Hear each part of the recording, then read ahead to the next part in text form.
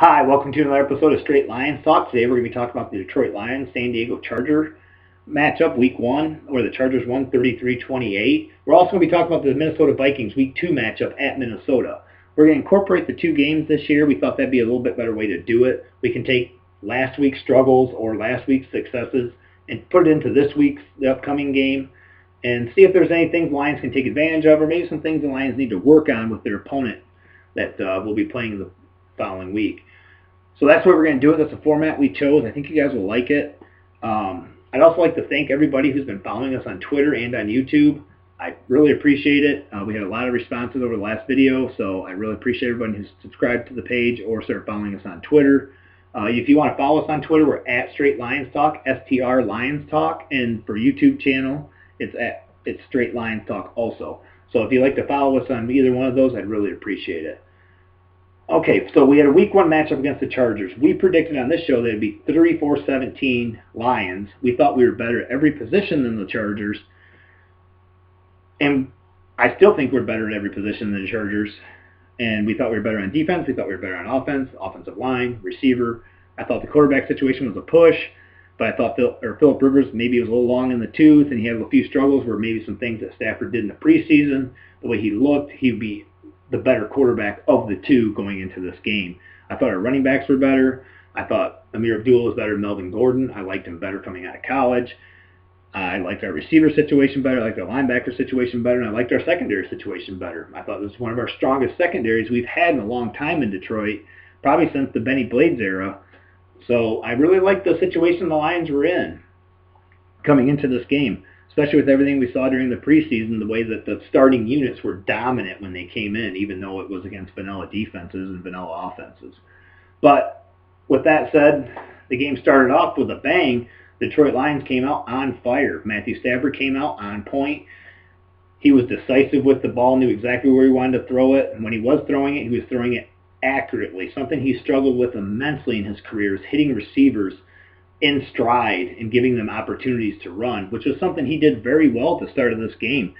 Played extremely well. The offense as a whole played extremely well. Some of the concerns we had going into the season with the offensive line was the offensive line going to be able to be a cohesive unit with all the new additions to that line? Or was everyone going to be able to gel in a game, not preseason, but in a game when another team had a whole week, a month to prepare for you, and maybe take advantage of some of the things you do well and don't do well? But early on, that wasn't the case. The offensive line held up great. They were giving great running lanes for the running backs. Matthew Stafford had all the time in the world to throw. What was allowed to develop the deep routes going down the field. But the defense was a concern coming in too. So during the start of that game, we went on offense first. We had defense second, and there were some struggles in the beginning. We didn't play very well. We weren't tackling real well, and then it seemed to settle down, and we had a couple turnovers. Things were, we were short. We were given the offense a short field a lot of the times, and things were looking great in the first half. Amir Abdullah on his first carry went for a 24-yard touchdown run. Eric Ebron caught an 18-yard touchdown pass. Stafford looked in total control. Now, the offensive numbers weren't alarming by any means at halftime. I think San Diego outgained us offensively, but like I said before, we were given the short side of the field all the time. We weren't going very far for our offensive scores, where San Diego had to travel a long way. Seemed like they were pinned down by the 10, 20-yard line all the time by us, and that's a great thing because even special teams, something we struggled with last year, looked improved by far in the beginning of the game. But the offense, they were on point in the first half. Defense, I thought they were a little up and down in the first half. Bad tackling. They give up a lot of third and longs. Some concerns there. We'll talk about that here in a minute. But as for the second half of the game, it did not go as planned at all. The Chargers came out, no-huddled us to begin the game, to begin the second half. And the Lions didn't have an answer for that. And then the offensive struggle started again, just as they did last year. And here's where I got to question Joe Lombardi on this, is I don't understand when the offense gets into a bad rhythm that we don't go no huddle. It's something Stafford excels at, and I don't know why that is not incorporated into our offensive system, and it's not a staple that he's allowed to go to when he sees a matchup that's favorable to the Lions. And maybe it is, I don't know.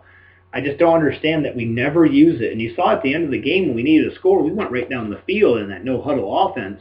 And I know the Chargers were up a couple. They didn't care if we gave up a touchdown, whatever. I get it. But the fact of the matter is, I don't understand why we don't use something that he has had so much success at in his career is running the no-huddle. The year he had the 41 touchdown passes, he ran a ton of no-huddle that year, and the success was phenomenal. And I understand not leaving the defense on the field the whole time, but I don't understand when you have a player that does something so well, you don't take advantage of that, especially when the offense is struggling. If the offense is rolling and things are fine, then you don't need to go no huddle. But the fact of the matter is, the offense struggles at times. It goes just dead. You don't see any of it. Some of the things that bothered me in the second half, we didn't run the football like we did in the first half. We didn't even try to establish the run. We kind of gave up on it and just started throwing the ball. We didn't target Calvin Johnson, which I don't understand that. How you have an offensive weapon of that capability and you don't use him. That was one of the things we talked about with trading Calvin Johnson. We don't seem to be using him in key situations. We use him as a decoy all the time. And I understand that, but you have to throw to him. I mean, he's going to win all the 50-50 balls. I mean, he's going to win most of them. Not all of them, but most of them. And that's a great weapon. But you have a weapon like that, you're paying all that money out there, and you don't even put him in positions where he can be successful. You don't move him around. I don't get it. Joe Lombardi admitted last year he didn't know. Maybe he underestimated how to use Calvin Johnson. I don't know how you would as an offensive coordinator. I think it'd be every offensive coordinator's dream, especially a guy that just got hired in as an offensive coordinator. But we're not going to blame Joe Lombardi because players make plays, and they didn't make plays. Everything was even rolling in the second half for the Lions offensively. Stafford bobbled a high snap from Swanson. It bobbled up in the air. He caught it and dumped it off to Amir Abdullah like it was a play, and things were rolling from there. And then Melvin Ingram hit Stafford, which he came unblocked and just rocked Stafford, hit him right in the arm. So now he has maybe a little ding to his arm. And that ball was fumbled, or not fumbled. It was actually he threw it.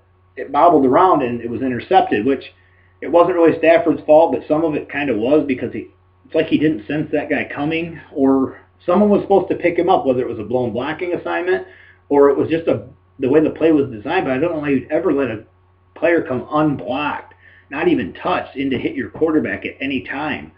So it seemed like after that play, the offense just disappeared. There was no rhythm to it. They weren't a cohesive unit anymore. And as for the defense, they were making plays up till then. They had a couple fumble recoveries. They were getting after Phillip Rivers early on, and then that all seemed to fall apart. And the San Diego Chargers did something that we thought was a concern during one of the preseason games, which was they were throwing passes over the middle of the field to a variety of receivers, just as the Jacksonville Jaguars did in that game. We talked about that on Twitter, and we talked about that on a video that was maybe a little alarming, but we weren't too worried about it just for the fact that the next week they came out and seemed to correct all those problems, and they had optimum success against their opponent the following week, which was Buffalo. But, man, during that game, what bothered me on defense was that we didn't seem to make any adjustments. It seemed like we were laying back in the Tampa 2, where early on we were blitzing a lot and really getting after Phillip Rivers and knocking him off his spot like we talked about. If you let Phillip Rivers set his feet, he's dangerous. You can't let him have those short throws. The Lions were doing some things that were very, very good in the first half. You could see it. He threw that pick because he was trying to run around and throw, and he wasn't accurate and threw behind Keenan Allen. It popped up in the air, and Quinn took it in for a touchdown. But after the second half, San Diego made a few adjustments, and they started throwing shorter routes to receivers just cutting wide open over the middle, whether it was Ladarius Green. Keenan Allen absolutely killed us. And at the beginning, last week we talked about Keenan Allen, like, Keenan Allen, he's not so great. Darius Slay will lock him down. So what they do in our scheme is Keenan Allen didn't go to Darius Slay. He went over there to Mathis and just ate him alive the whole game. Just killed him. And another player that really killed us, I thought, was Stephen Tulloch. He looked terrible. He looked slow. He looked old. I wrote it in my notes. I had some notes that I wrote during the game, and Tulloch looked old. He looked slow. Mathis was just destroyed by Keenan Allen. He couldn't keep up with him at all. And I don't know what kind of defense we were running. Usually we were an attacking defense all the time. It seemed like we were playing back in coverage all the time. Like it was almost like a prevent, bend but don't break defense again. And I hope to God, that was my concern when we hired Caldwell, was that we were going to be a Tampa 2 defense, which he tried to run in Indianapolis because Tony Dungy ran that system in Indianapolis, which was god-awful in Indianapolis, which probably cost Peyton Manning a few Super Bowls by having that scheme. But that was my concern, and he came in last year and he had an attack-style defense, so I was like, oh, cool, this is working out great. And Austin was offered a bunch of jobs. But, man, the second half of that game, there was no pressure by the defensive line, and Austin didn't even try to create pressure. The Chargers blitzed us 34% of their defensive plays in the first half and 38% in the second half. They picked up the blitzing where we reduced our blitzing. We came after him a couple times, but for the most part, we would just sit back on those third and longs and let him pick us apart, which they did. The third and long conversions were terrible. It was like something reminiscent of the 0-16 season. I mean, it was bad tackling, it was bad coverage, it was bad adjustments by the defense and the defensive coordinator. I lay a lot of the blame on this game on the defense. It was going to be a struggle, and I thought it would be something that the Lions, you would see a more consistent defense around week 8. But man, everything I saw, I don't see how Stephen Tulloch and Mathis are going to be able to be on this defense, because right now I'm worried about Minnesota running Mike Wallace over the middle and having that same success, and Kyle Rudolph and Adrian Peterson and those guys, because Adrian Peterson's a good receiver out of the backfield, you have to remember, and some of the other guys, Charles Johnson they have, and I hope that that's not a sign of things to come, because this is a copycat league, and I think that the Chargers looked at that tape against the Jaguars when Blake Bortles was ripping us apart, throwing to his tight ends, throwing to his slot receivers over the middle. I mean, these guys weren't running cover. They were running wide open in the Jaguar game, and they were running wide open in the San Diego Charger game. So those were some of my concerns after the game. When I saw it, I couldn't believe that Keenan Allen ended up with 15 catches and Phillip Rivers threw for 400 yards. That is the first time that's happened since they played Matt Flynn a few years ago, and that epic duel between him and Matt Stafford where each quarterback went over 400 yards and 5 touchdowns each or whatever it was. But that was the first time that a quarterback had that many passing yards since that game. And I didn't think I would see that from the Lions this year, even though we don't have Sue. And I can't believe Sue was that big of a factor, where I understand he was a difference maker on the defensive line. He was someone he always had to contend with. But I saw Walker, I saw Nada, and all those guys getting pressure up the middle consistently through the game. So I don't think that was the overall factor. I think it was a scheme thing. And something that scares me a little bit with Caldwell and his coaching staff, I understand they're highly intelligent people, and we drafted highly intelligent players here lately. But one thing I am very scared of is that, are they so set in their scheme that they won't make adjustments, which is something that I thought they did last year pretty well, was made adjustments to their opponent. The Patriots do it extremely well. If a team doesn't stop the run very well, they're going to run it down your throat all night long, even though they have Tom Brady. Where us, it seems like we start looking like, oh, we ran it 12 times. When we throw it twice, we better throw it 10 times to catch up so it evens out. The second half was an abomination. We were outscored 30-3 in the second half, and that was terrible. I just don't understand how it could go from such a great first half into such a bad second half in such a short period of time. And I understand that each team makes adjustments, but I can't believe the Chargers made that big of an adjustment. But with that said, it's only 1 week. It's only 1 loss. It's not the whole season. But what we're looking at here is we're not going to say that this is the same old Lions. What are you so surprised about? Lions lose all the time. This is what they do. And they do. And the only way that's ever going to stop is if they're consistently winning and winning these games. They had the opportunities to knock the Chargers out of this game. They did not take advantage of it. When we were up 21-3, we had a turnover immediately following that. We did not put the pedal to the metal and take shots at that defense. They were hurting. They were not responding too well to the home fans. You could see they were confused, and we did not take advantage of it. Like I said, I'd like to see, if we're going to put this all in a bubble, I'd like to see the Lions blitz more. or not even blitz more, get more pressure, however that is. If you can't get it with the defensive line, you got to create it in different areas. You have to be consistent on moving these players off their marks. We play Peyton Manning coming up. We have Teddy Bridgewater, old check down Teddy. That's what worries me also. With Teddy Bridgewater coming into this game, which I'm not such a big fan of the Minnesota Vikings. That didn't really surprise me what the 49ers did to them. I don't know why they were the preseason darling, but someone has to be. I don't like Teddy Bridgewater. I didn't like him coming out of the draft. I don't think a guy that can't even complete passes during his scripted combine and his scripted pro days is going to have optimum success in the NFL. I don't see it happening. Someone said it was because he didn't have his glove on. Oh, really? Are you kidding me? He couldn't throw to wide open receivers on a pro day?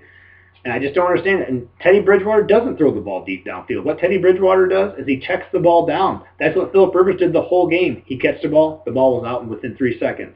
And that's something that worries me coming in this game because that's all Teddy Bridgewater does.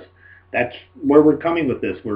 From what happened last week, can the Lions make adjustments this week to stop that play because teams are going to force feed it to us all game. And now we have to face Adrian Peterson, which I know he's long in the tooth and had a terrible game the first week. But it's Adrian Peterson. He could break one. He could break one easily. He's a pro running back. He's a future Hall of Famer. And I hope he's on the downside of his career. I really do. I hope that he is not the Adrian Peterson that we've faced for so many years and the Adrian Peterson that's gouged us for so many years. But are we going to be able to contain him in the run game? Our run defense was pretty good against San Diego. It wasn't bad. Melvin Gordon had a couple decent runs. That was just due to poor tackling, something that can be addressed. But coming into this Week 2 matchup with the against the Vikings, are they going to be able to make the adjustments? Are they going to be able to get pressure on Teddy Bridgewater? Are they going to be able to get pressure on Adrian Peterson and stop the running game? Are they going to be able to defend the short slot receiver? Are they going to be able to defend the crossing routes over the middle? Are they going to be able to defend the tight end? These are all things that gave the Lions problems Week 1. The offense now, that's something in itself. All the talent's there. Can they put it together consistently for 4 quarters to have success? There's some things I like on the offense, and there's some things I don't like. I wish that the Lions would incorporate a no-huddle offense into their game plan, I guess you would say. If Matthew Stafford sees a matchup that's working for him and he thinks he can take advantage of, why don't we no-huddle that into a few plays like we did in the second half when we had to have those game-winning drives? You saw the success. You've seen it multiple times. Go back and look at some of the previous games when we've had to come back, and Matthew Stafford's let us back a lot of times due to that no-huddle. He's good in it. He seems to almost stop thinking and he just reacts, and I think that's where he plays better is when he stops thinking and he reacts. So a few of the things we'd like to see them do against Minnesota, which, let's get into Minnesota for just 1 second here.